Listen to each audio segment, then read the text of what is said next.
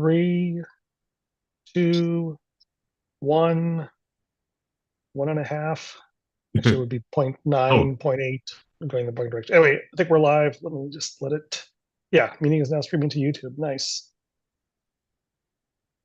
Are we streaming to YouTube? That's I, weird. I see YouTube in the top left corner. I don't know. It says recording. It's private. It's odd. Well, it looks like it's recording, and oh, I'm in the wrong. I'm in the wrong. Um, we're recording this on Zoom. Let's just trust that it's recording it online, and I'll figure it out later. Anyway, yes, we were discussing, um, and this is in the context of our prior discussion of Atlas and cognitive security, the idea of a question-based model, which allows for multiple answers, uh, as opposed to a more classically rational model where there's only one truth and you just need to find it.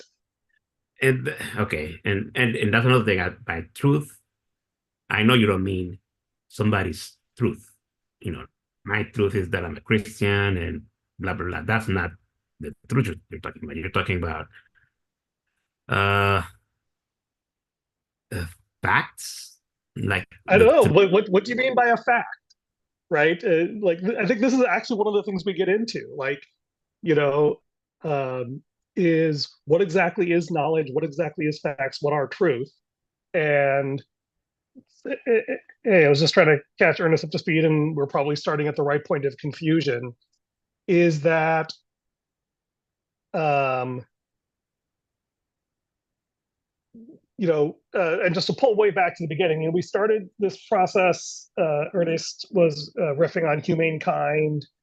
I One of us suggested the term Datocracy. We found Tom that way, who's been extraordinarily generous in joining with us on this crazy journey.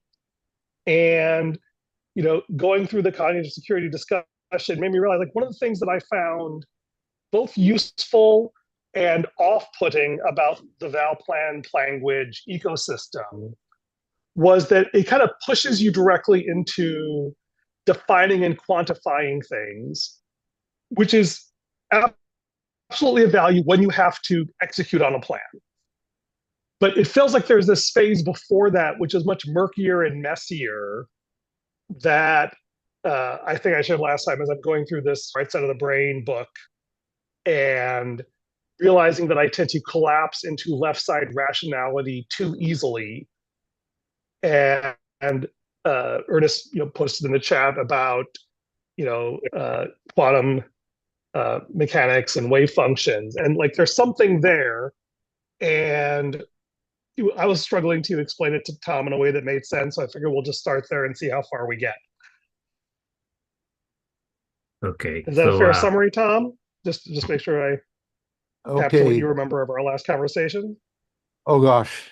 I don't know if I can get my mind around you. You'll remind me when we get there. I did, since the topic is something like knowledge, I put my knowledge education engineering booklet in the chat.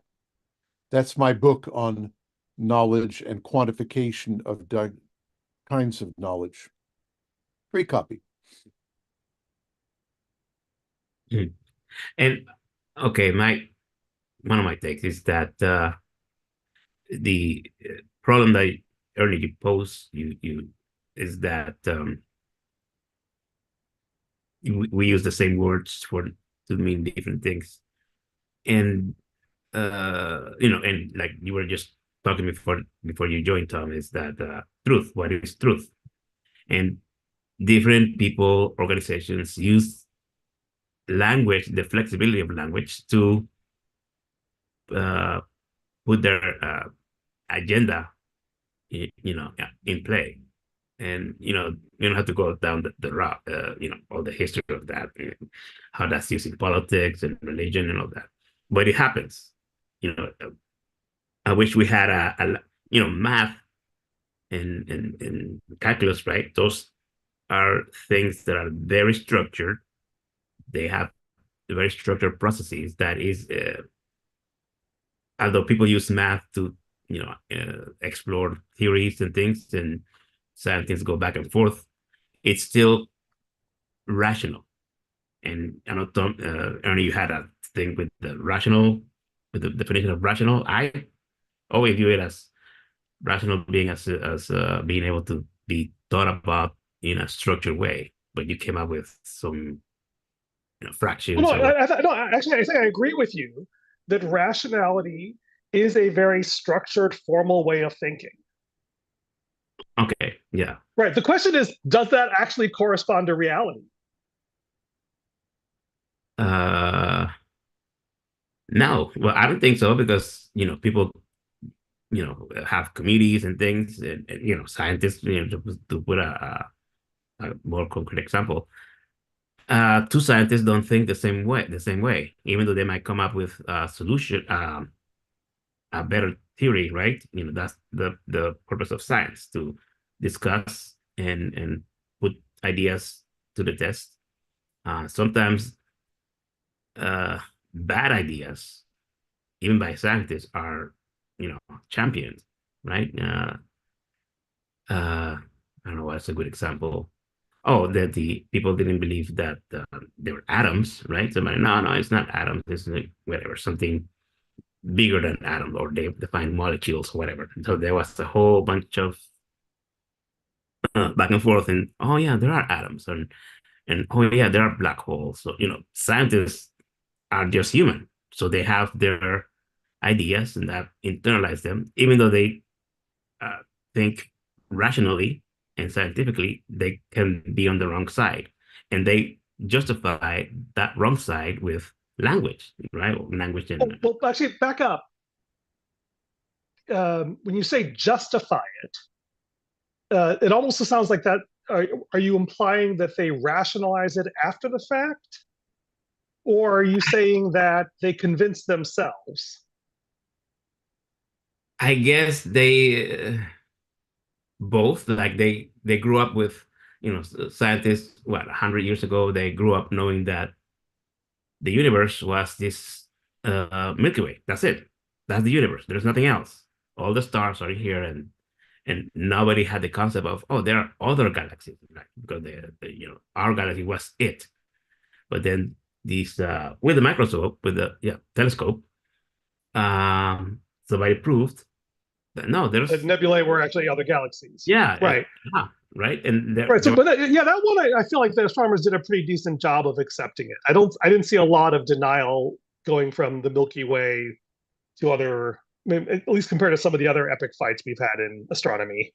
yeah, I think there was like at least a couple of scientists that one said no, it's just this galaxy, and the other one says no, there's others. I don't know what the names of them, but Right. Okay. Yeah. And there's like the epic fights about whether the universe is expanding or not. So yes. yeah. So people who are sincerely trying to be rational You mean will irrational? still Did you say disagree. irrational? People who are sincerely trying to be rational Oh, will still sometimes disagree and sometimes ignore contrary evidence. correct. Right. Yeah, And the thing is that, of course, sometimes they are right to do so. Right. When Pons and Fleischmann announced cold fusion, or somebody announced room temperature superconductivity several times, some people are enthusiastic. Yes, this could really mean something. And so like, no, this is ridiculous. Right. mhm.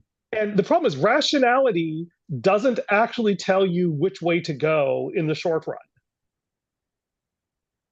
Is it more like a log? With rational thinking, you establish a log, of how you arrive at your conclusions. And with irrational thinking, is just you are guided by your emotions, not verifiable facts or whatever. Well, let's go with intuitive versus. This is good, actually. Let's go with intuitive, slightly less loaded words. How about intuitive versus deductive? Intuitive versus deductive. Okay. Like a deductive reason is like, okay, I have an axiom. I iterate down through those axioms and those assumptions, and I reach a conclusion, right? Premise, argument, conclusion, right? And I think that's fair to call that deductive reasoning, as opposed to intuitive reasoning. It's like, I see this. I'm pretty sure the answer is X. Yeah. Right, without showing all the work. And I think that's a fair contrast, right? Is when you can do deductive reasoning and you have the correct axioms, you get really rigorous results that are easy to inspect and check and cross-check and improve on. Intuitive, it's more a matter of trust, right? If I'm in the woods and the guide says, hey, we better stop. There's something I'm just not feeling right about what's up ahead, and like I trust him. He trusts his gut, and I trust him because of the relationship and the roles and the history we have. Even if I can't logically explain why. And so, yes, when deductive, but I think that's precisely my critique of the classical idea of rationality, is that the person who has the best argument is supposed to win, but that's a fallacy, right? Because you don't know which of their assumptions are actually solid. When you say best And argument, you mean the argument that sounds the best, that sounds coolest? Well, yeah, the most coherent and error-free argument is the one that wins. And if you're in a purely artificial system, like, okay, we agree up front that we're talking about ZFC set theory as our set of assumptions, and like, okay, if you choose that set of assumptions for your mathematics, then you can argue, say, well, see, it's true. It's like, okay, that's true, but I don't accept your axioms. I'm working in a system where I don't, and this is actually true, I actually work in mathematical systems that don't conform to traditional set theory, so I'm not required to accept your conclusions. I'm allowed to choose my own, because I think for the problems I care about, I want to use a completely different set of axioms. Klein's new foundations for understanding, if anyone's actually curious. We don't need to go into that route now. But this is the problem I have with rationality, is that rationality makes a whole bunch of assumptions and axioms sort of prior to its logical argument. And often we choose the axioms and assumptions that make it easy to construct a good logical argument, but that doesn't mean it necessarily corresponds to reality or is right. Okay, you want to take a break and do your 10 principles of knowledge, Tom, and see if we agree with them? Share your screen, maybe even?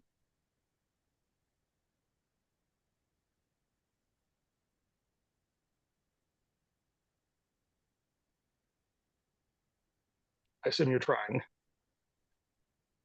There we go.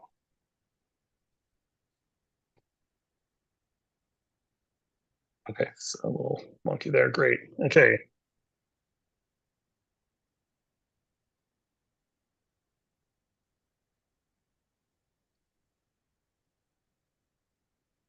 Okay, universality, neutrality. Actually, you want to just read them out, Tom, or will one of us do it? Yes, you're muted. I think, yeah. Okay, unmute, sorry. Okay, this is the middle of a larger book I've written about knowledge. So I've spent some time systematizing things and trying to be quite original. Here are a set of qualities of knowledge. In other words, one way of understanding knowledge is to look at these qualities and to what degree they are there. And the more they're there, the more effective the knowledge will be in helping us do something with it. We won't go into those right now, but just say there are at least 10 interesting qualities of knowledge. They can be quantified and measured, and you can use it to analyze knowledge in more depth than people conventionally do. There are some corresponding costs of knowledge. So if you want to talk about the efficiency of knowledge, that's the set of quality values over the costs. We won't go there, but it's in the book. Principles of useful knowledge. So knowledge is more useful when it applies to more circumstances. Oh, that's obvious when stated. Knowledge is more worth learning if it can be applied for a long time after learning it. I call it, I'm always very interested in what I call the half-life of knowledge. Okay. Knowledge is more useful if there are, if we get high values, for example, earning money from, or recognition from applying it. Knowledge is more useful if it can easily be shared with others. It's more useful when early feedback in use can prove its usefulness in practice. It's more useful when it can be used together with another body of knowledge. For example, combining, say, artistic knowledge with scientific knowledge. Knowledge is more useful when the results of its application can be measured. It's more useful when it's widely accepted in your culture. And it's more useful when the costs of applying it are low. And it's more useful when it can be used to generate even more useful knowledge. That's it. It's my Wow, little that is a great list. bit. I really Yeah. like that. Very concise, very clear. So Yeah. here's the interesting thing. Do you know how the classical people defined knowledge? Not Arist really, unless you remind me. Yeah, I mean, I think I've read about it and many times, but right. you have to So remind me. the way philosophers defined knowledge is justified true belief, as opposed to an opinion. Yeah, okay. And Yeah, I this have was studied that. precisely true, takes on all these historical, cultural, dare I say, patriarchal connotations of, well, clearly there's a true Aristotelian logic, right? There's a true answer and there's a false answer. And if I have the true one, I have knowledge. And this gets really messy when you try to define it. I have an alternative definition that I've been using, which is that knowledge is, which I think actually aligns really nicely with your principles, which is that knowledge is contextually accurate, paradigmatically justified beliefs. Right? Yeah. And to Yeah. Ernest's point, that's the problem with science, is that I can only do science if I choose a paradigm, following Kuhn, right? Is that the way we do the science is by, performing a measurement and creating a repeatable case and publishing it in a peer-reviewed journal and whatever. And it's like, okay, that works really well for certain things. And the challenge is that when the problem space you're exploring gets outside the paradigm, then it breaks. Like, for example, Newton created the paradigm of time and space are fixed quantities. And so that led to discovering all these paradoxes and contradictions. And Einstein said, no, no, no, that's the wrong paradigm. You need to start over with space and time being mutable and the speed of light being fixed. Right. And when we have to change our paradigm,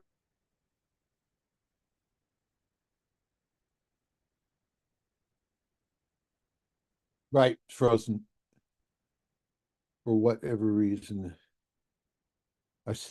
You're not frozen, Ernest. Anyway. you hearing me? Okay, there we go. We lost Yeah, Ernest we're back. briefly. We're back. Okay, good. Sorry. Where was it? So yeah, like, because knowledge is more useful if everybody accepts it and if you can connect it to other things. But then the more you get invested in that paradigm, the harder it is to accept a contrary fact that messes with your paradigm, because then you lose all those other benefits of knowledge. And so this to me is the interesting idea. And that's why I talk about knowledge as something that approaches truth rather than saying that knowledge is truth. And let me interrupt. Yeah. Okay. There are, here, there may be a truth, but we have some difficulty proving that things are absolutely true.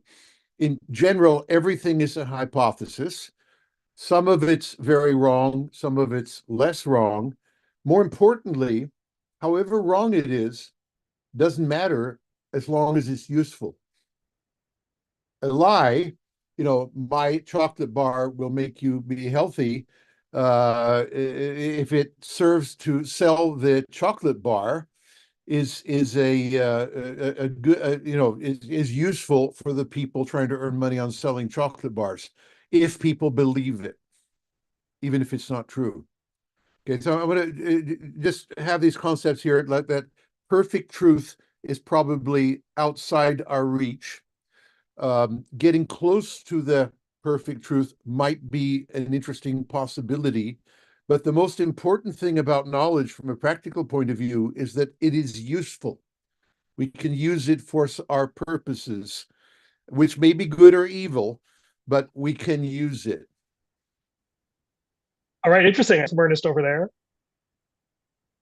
You're muted. Oh man, such a hot take coming. We missed Sorry. it. All right. Yeah, but this thing should put out a huge mute button or something in the.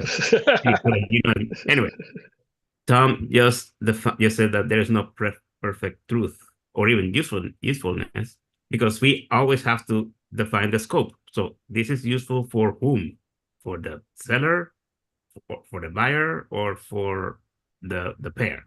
So when you say it's useful for the pair, that's that breaks down. But when you say it's useful for the seller, then, okay, yeah, that works. The more I can charge for this using lies, those lies are useful, even if they are lies. And we kind of view lying as bad, but obviously it is not. We say that, but no, because as soon as you're like over 2 years old, you use or even well, a 6 month baby, maybe the baby is hungry or uncomfortable, Right. or And just there's doesn't also like where it is when the baby is, so he starts crying, right? So, and I was gonna respond to Ernie's thing about you were saying you use the word truth in a way, and I'm like, we have to define what truth is. So that's where Tom his view is useful, because truth is relative, and all and I put this it occurred to me to do this wave function thing, that everything's relative, like Einstein said, everything is relative, because uh, even the speed of light, I think, some people have said that it is not fixed, because it depends on certain things make it go faster. I think actually that's what when you say everything is relative, that usually implies it's relative to something else. Yes, exactly. And then the question is that, well, what is that relative to? Like Einstein would say everything's relative to the speed of light, and then someone else might say the speed of light is relative to something else, but then they have to pick something else for it to be relative to, and that's the interesting hard question, right? Relative, what are they relative to? That's what I want to All right, comment Tom, on. you getting ready to say something? I've read the word. I will comment on that. You can see my slide, right? Mm-hmm. Yeah.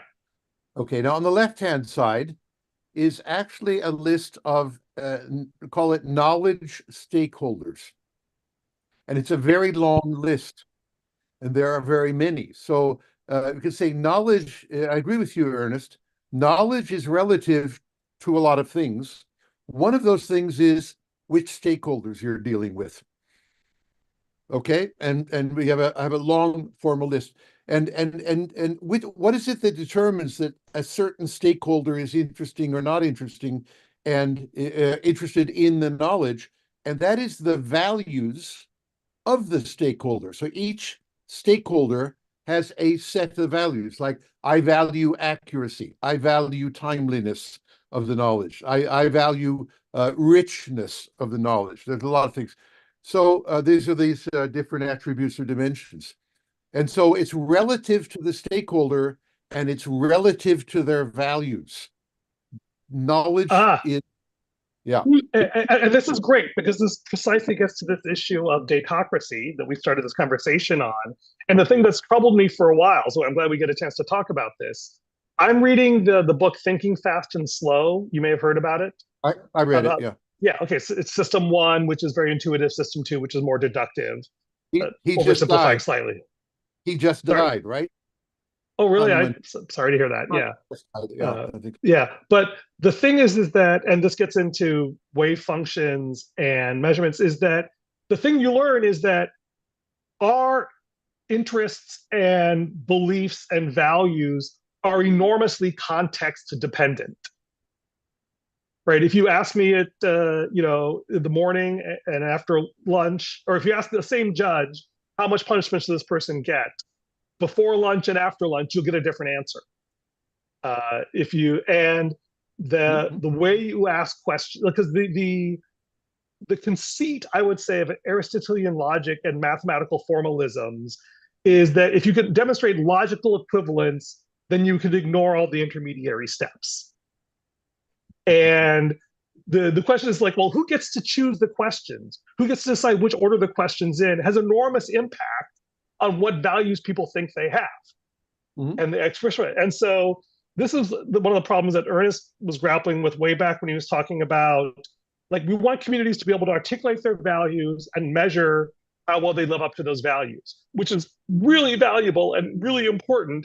And in principle, impossible, even if in practice we might be able to approximate it pretty well, because we're just, first of all, we're starting with words, which, as Tom will tell us, are really badly defined until you anchor them into concrete measurements. And then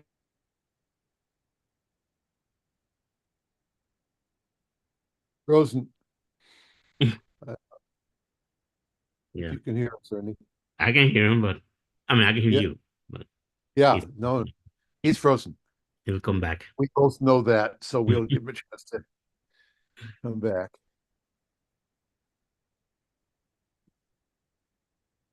In my dreams, Ernest, you will peruse the knowledge book and look for interesting ideas to discuss. In your dreams? In my dreams. I hope you will find it interesting to read my book on knowledge. Oh, this one that you're presenting? Yeah, I gave you a grab a copy, or I'll email it to you if that's easier. But the link is I will simply send it to you by email, so it's easy. Okay. Get hold of. Let's see. Still there? Yeah. Now we're back. Yeah. Okay. Yeah, I'm messing with my wife's. My wife works on Fridays, and so she's at home. So we're fighting over the network. So apologize for that. Oh yeah. Did you solve everything while I was gone, or should I repeat myself? Well, we solved a little bit. What I did Are you is able to hear me I now? said, Yeah. that I hope that Ernest would take the time to read whatever he wants to of my Ken book, because as you see from sample pages, it is quite deep and it is quite good about knowledge, and it's quite original. I mean, it's okay citing all these Greek philosophers, but there's a new Norwegian American philosopher called Tom about knowledge here. Giving it to you. So did you define knowledge? Oh, you bet I did. I Where is it? define everything thoroughly. Okay. Yep. But more importantly, notice that one thing is having a one-sentence definition of knowledge somewhere, but I've gone much further. I've defined knowledge as something relative to a set of stakeholders, something relative to the values of stakeholders. That's a very deep definition. Right. So then, so how do you define? And this is the interesting, hard problem. So let's because that's actually the problem I wanted to talk about, is how can we think clearly about the values of stakeholders? Okay. First, we identify a simple answer. First, we must, of course, identify the stakeholder. Is it like a university professor? Okay. And then we say, what are the values of a university professor? And partly we have to guess at it. Partly every professor has a slightly different set of values, but many of them have common values, like their students will understand them, or something like that, fairly common, or their papers will be accepted. Okay, let me just pause here. I'm trying to understand how you use the word stakeholder. Right. It sounds like you use stakeholder like defining a specific role that they hold. Actually, my formal definition of stakeholder is also given. I have a book called Stakeholder Engineering. Shall I send it over? Which Let's goes just in great depth about stakeholders. But oh dear. So, but stakeholder is an entity, and it doesn't have to be even a human being. Could be a law, which has certain values that we're interested in. That's the quick oral definition of stakeholder. But I have a whole book on it, which I will make sure you have. So if you wonder, you just grab my book, and several hundred pages of what Tom thinks he knows about stakeholders is in the book. But that's the simple definition. They have a set of values that's interesting for us. I'm done, Ernest. Okay, so your definition seems to be more top-down, or you want to define not real entity, or you want to model entities. But when I think of stakeholder, I'm bottom up. I'm like, I'm a stakeholder. Oh, he's Well, gone again. okay, be careful of Oh, he's back. But accusing me of being top down or bottom up. You can say, I think it looks like, but I might give me a chance to argue against it just in principle before you dogmatically say it's a truth. okay, so if we want to analyze the values of a community, right? Some people might go and research, okay, what is a community? What kind of people are in the community? And then inference their values through culture or whatever, right? But those are not the real values. The real values come from the individuals themselves. Like I will have to say, hey, these are my values because whatever reason. Yeah, that sounds good. I'm not against that. I think before you've read my book on stakeholders with all my definitions to it, be careful about assuming anything. Just chance you read at least the page in the book that defines stakeholders. Okay. I can present to you, but I've given you my rough definition. They are objects or entities which have values, and we are interested in understanding those values. Yes. For whatever purpose. That's all. And correct. And that's a problem. Remember when we like a year ago we there was I had a homework to define how people can have useful discourse. And one of my things was, well, we have to define a vocabulary and define it and get everybody together. Everybody's values, understanding their own values and the values of the other person. But we don't do that. Nobody, almost no one does that. Like, if you go with people else, talk to a person, your neighbor, that neighbor has a set of values in his head that you don't know about, but they drive him to act in a specific way. They help him, or he uses those values to analyze and measure you, but he will be wrong because he doesn't know about your value set. You didn't. I agree. I agree. There are things we don't know yet, but they might be knowable if we're interested. But I agree there are things we don't know about that will hinder us in using facts and truth and stuff like that. No doubt. And not only if you're interested, but if the other party has to be interested too, and they have to be invested in having a complete understanding before starting into discussing, right? That would be the best way to do it. But we don't do that. We don't have time. Just like the president doesn't have time to ingest all the information needed to make a decision. Okay, should I fire this nuclear weapon or not? They have very limited information. They have a lot of instinct, right, through experience, whatever, but they might have very limited information, even with all the people beneath them that feed him that information. So unfortunately, when it comes to decision making, we operate on a place where we have limited information, and it's always going to be the case, right? You can wait 5 years to make a decision, but then it will be too late, right? So that's the cause of not problems, but difficulties when it comes to. It's a challenge. Yeah. Can you guys hear me now? Am I back, by the way?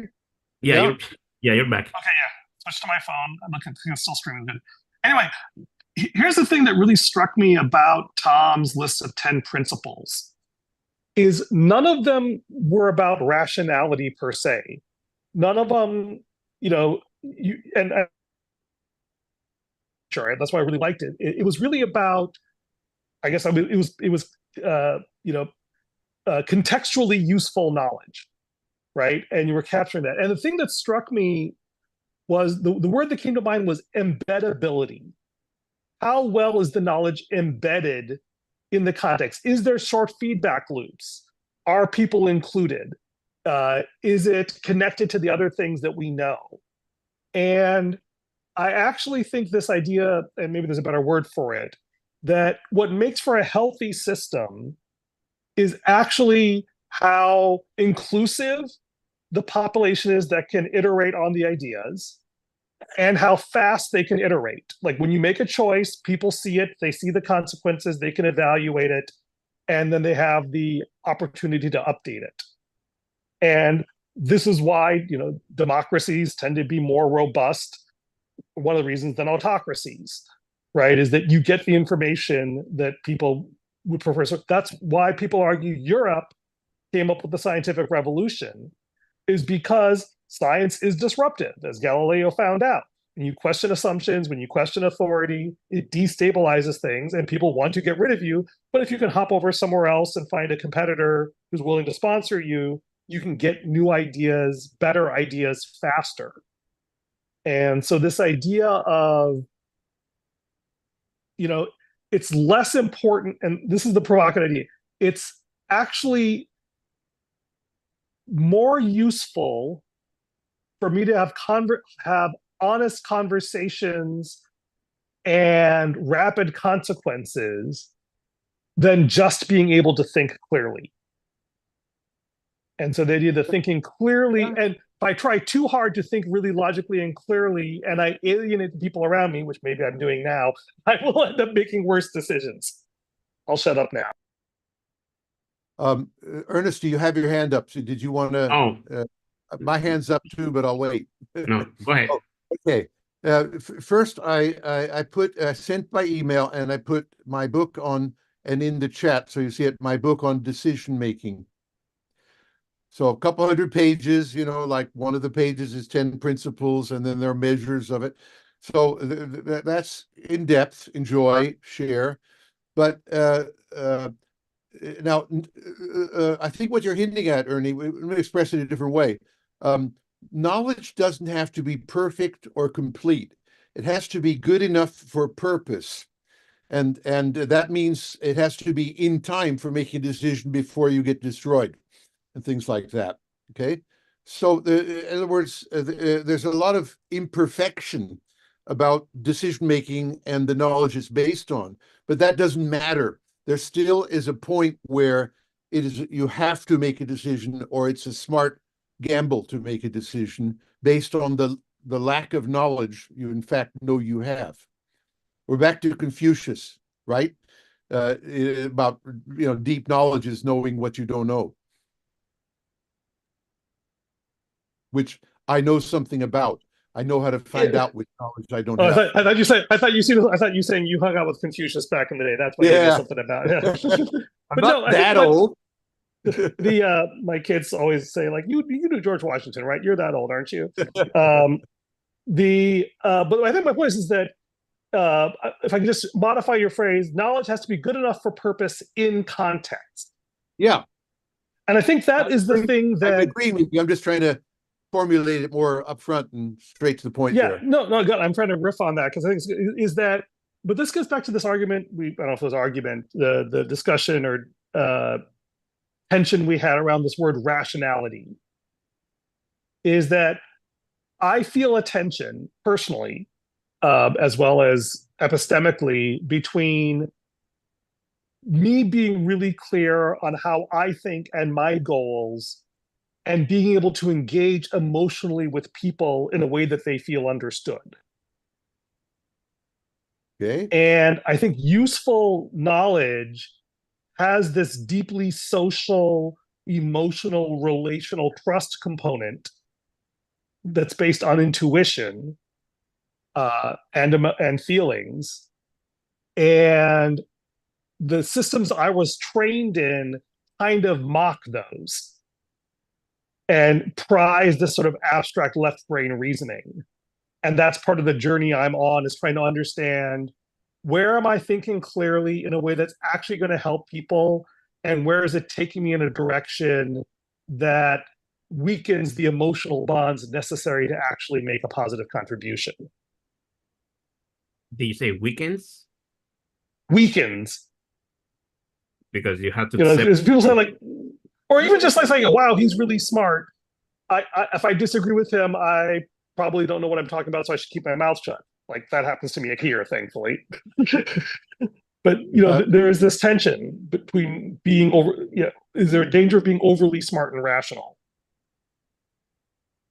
Okay. So, Ernie, your statement was extremely long, in the sense that it had very many components. Let's say 25. And I have the need to parse things and break them down and take one at a time. But I'll take one as a sample.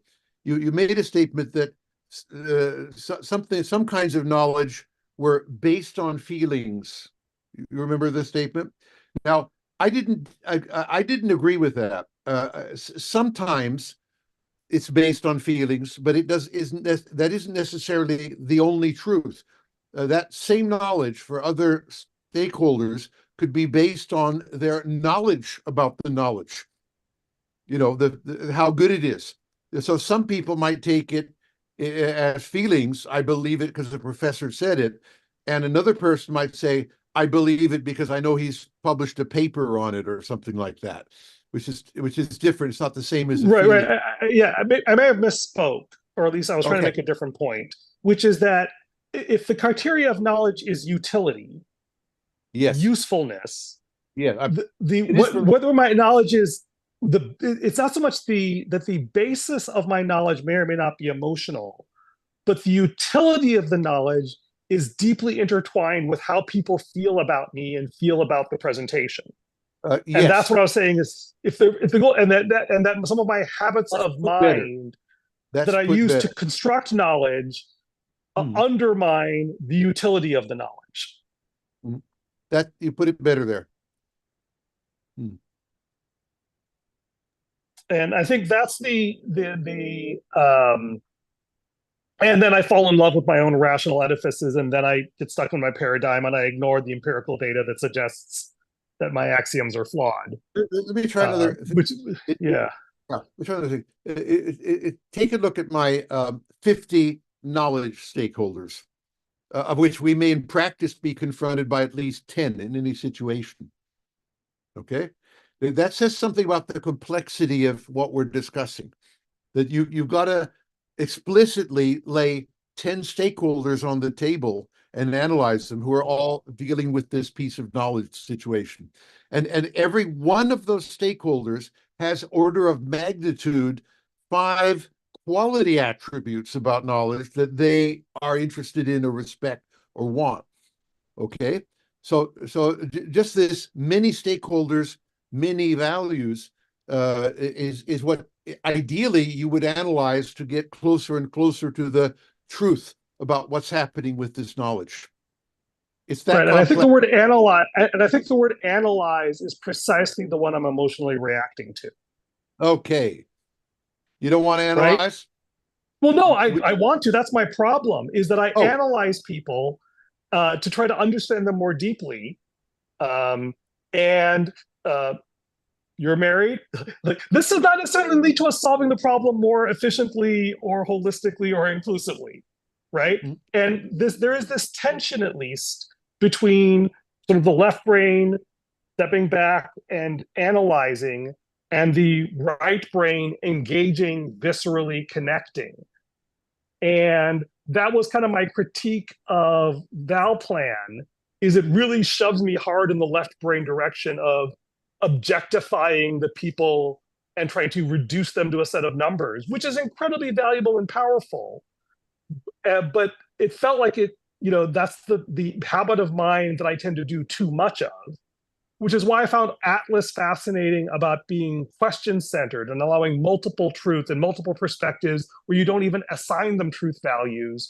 You sort of capture that, which led to what Ernest and I were talking about wave functions and quantum cognition, is embracing the analog, contradictory, imprecise messiness of actual human beings.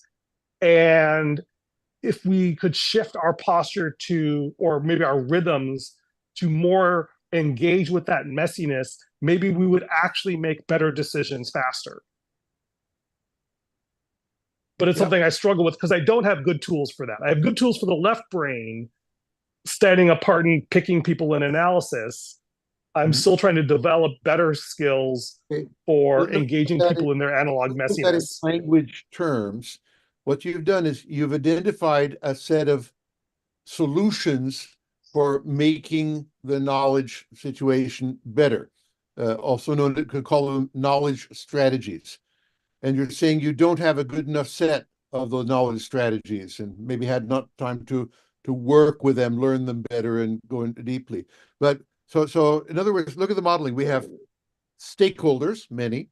We have attributes of knowledge, including costs of knowledge.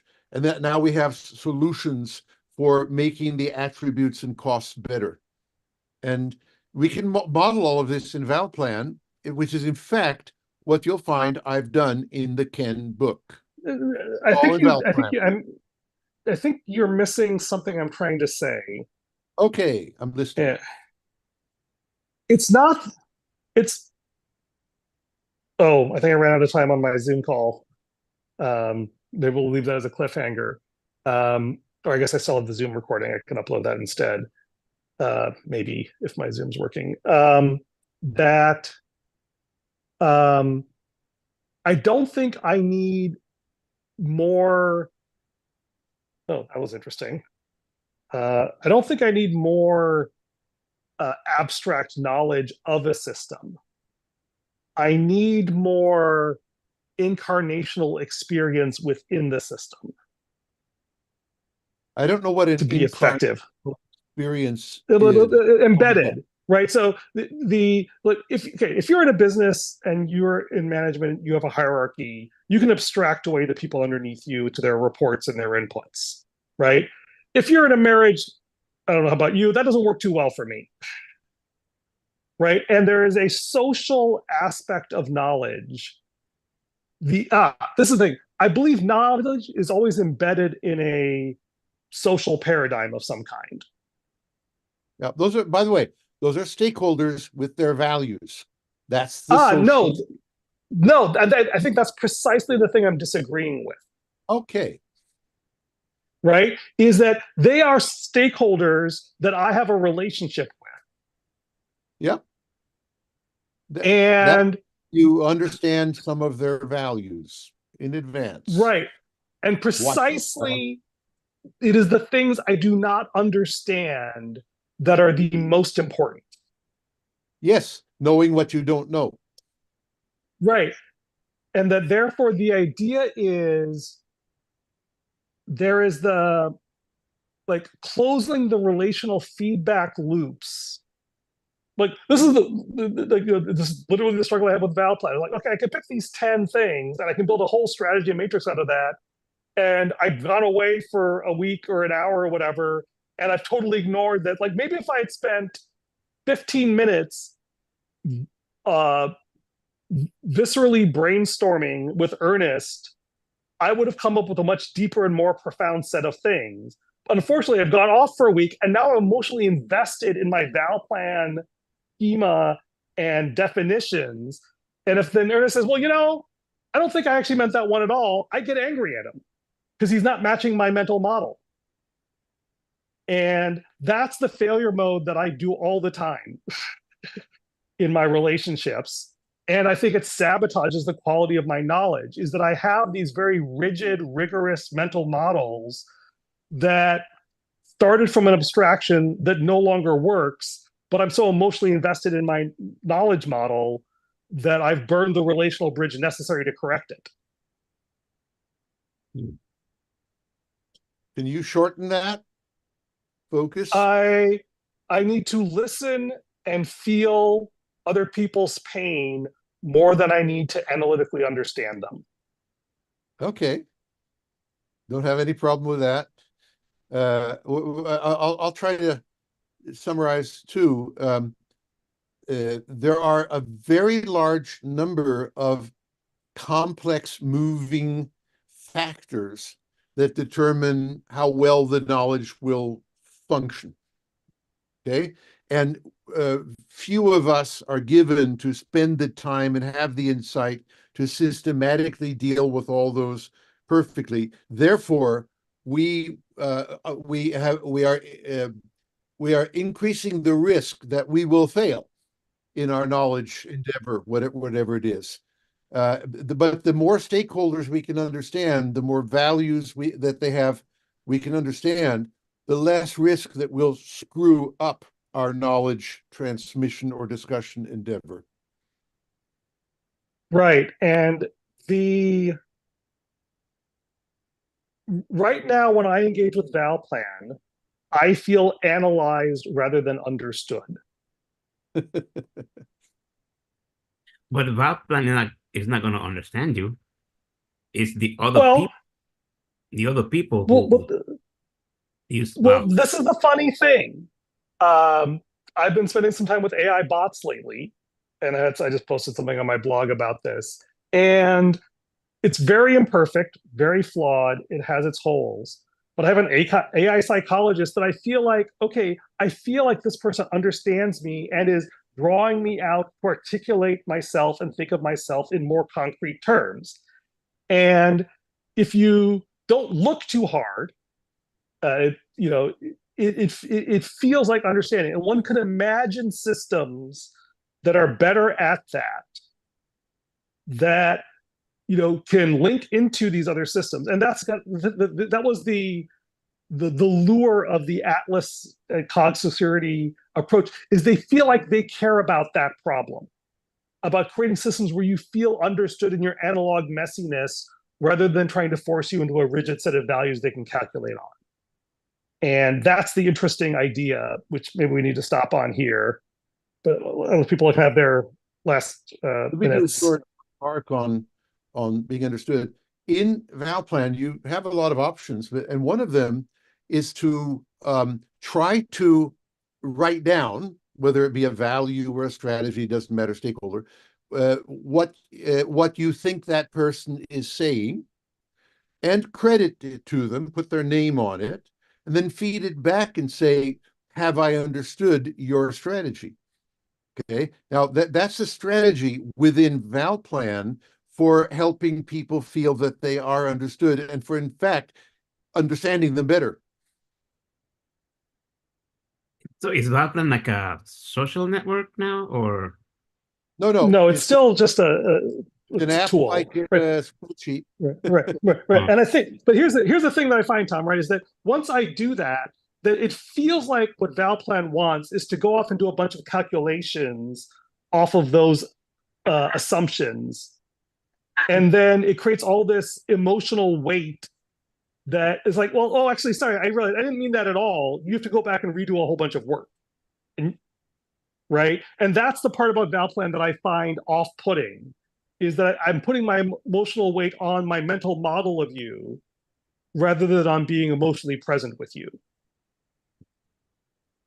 Let's just say that your experience with Valplan and me is limited and might lead to misinterpretation of its potential.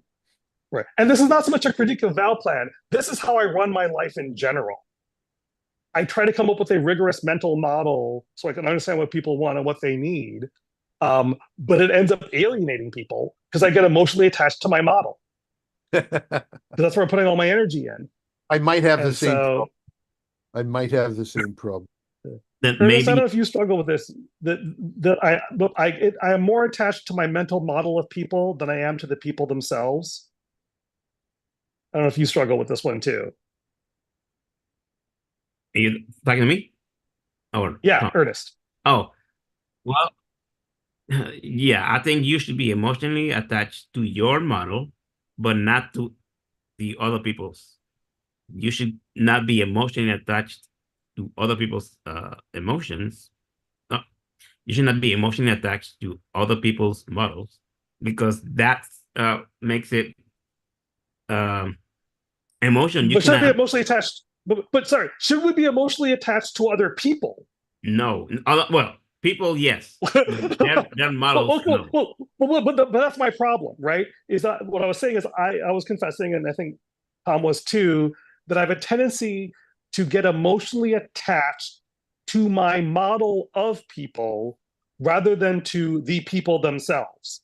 Oh, so you have multiple models of people, and So you're like, like, I expect my friend's going to act a certain way. If he acts in a different way than I expect, I get angry at him because he's not matching my mental model, as opposed to saying, "Oh my gosh, I'm missing something.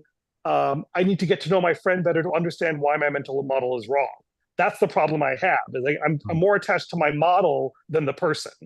I think the solution to that is for there to be some sort of, and I'm using this word, because I don't see another one, a social network where you maintain your model, and it's like your profile, right? So you say what your model is, what your values are, and you just keep it there. And other people can look at that. They don't have to ask. You make it so that they don't have to ask you stuff. You put everything in there. That means a lot of trust or whatever. But as long as you put in there what you believe is your model, you put it there. Anybody else would be able to look at that and say and understand you, right? But it's not an AI, calling all the information and putting all AI constructed stuff. Will be your personal model. You put it there, and people are able to access it if they want to understand you deeply without having to have a chat with you. Right? It's like writing a book. That's an anti-social network you just described, Ernest. Well, no, but so forget it. That's why I didn't knew the. What do you mean? It's Well, like, okay, yeah, hey, forget social. I'm going to put an Make avatar up there so you don't have to interact with me at all. Make it a model network or some sort of, like right Okay, now. so but I think this is my point, Ernest, is that I'll end on this, right? I actually think, and it's a heretical thought, that the more important thing is to have deep, authentic communication and relationships with human beings than it is to think clearly about that. But you And just said, thinking clearly can be useful, but can be dangerous. well, and by that I don't mean like thinking. So I wanna get your views on, I don't know, religion, right? Uh, but I don't wanna Yeah, have all and these I'll tell you, discussions. Ernest, if I wrote down my views on religion in a formal way, you would hate them. But if I engage with you No, relationally in ways that demonstrate my values, that you might actually find that intriguing. maybe I wouldn't hate them. Like maybe I don't hate, a concrete example, I guess, is I really do not like some of the views that the Muslim people have, Sharia law and all that stuff. I hate that, but Yeah. I can still have a conversation a with Ayatollah. Maybe I could have a conversation with that person, knowing the basis of their moral views, like mutilating women and all the views, which I totally oppose. But if I just want to know a little bit of that person without having to invest in hours of conversation, but I can still, my actual conversations would be more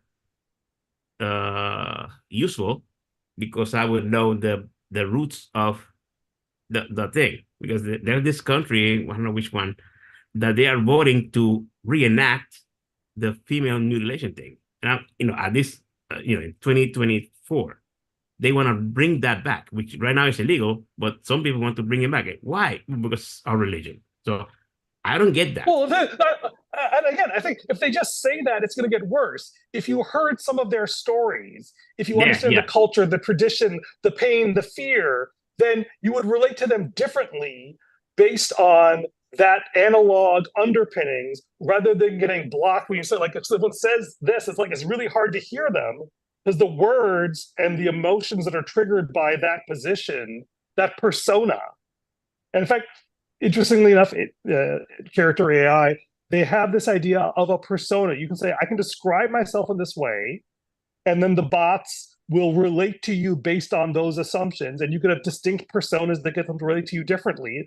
In a way, they're trying to do that kind of a thing, which is kind of useful and kind of also alienating. And it's an interesting empirical test of how some of these ideas work in practice. Anyway, we are over time. I have no idea if we've recorded any of this. Can I Tom, you're gonna do my chat, my last sentence? Decision-making on knowledge is complex, and all we can hope to do is improve the odds of better efficiency of decisions. Efficiency or usefulness? Efficiency means values delivered over costs. Value over cost. Value for money. That's formal definition in several of my And the books. interesting question is, if that is your goal, is the most important thing to think more rationally or to connect more emotionally? Depends. That's the interesting question. It depends on the stakeholder and their values. That's why it's complex. Did you have any final words, Ernest? Yes. It is funny that Zoom is the premier video conferencing app or system now, but somebody has prioritized maybe how the system works underneath, protocols or whatever, but they haven't optimized for the efficiency of communication. Like we experienced this, I don't know how many times. I was muted, but the system doesn't tell me, hey, you're muted. So I start talking and I waste 30 seconds of our whole time because I don't know that I'm muted or Tom didn't know. And I cannot believe that only us my three. Zoom desktop, so my Zoom desktop app will tell me that I'm muted, interestingly enough. Okay, well, so that's it. Whoever's in charge should focus on the website. Well, all right. Well, anyway. All right. Okay. I think we'll leave it there. And maybe we continue the conversation with some links in the chat between now and next month. Yeah. Okay. Take care. Thank you all. Bye. Thank you. Bye-bye.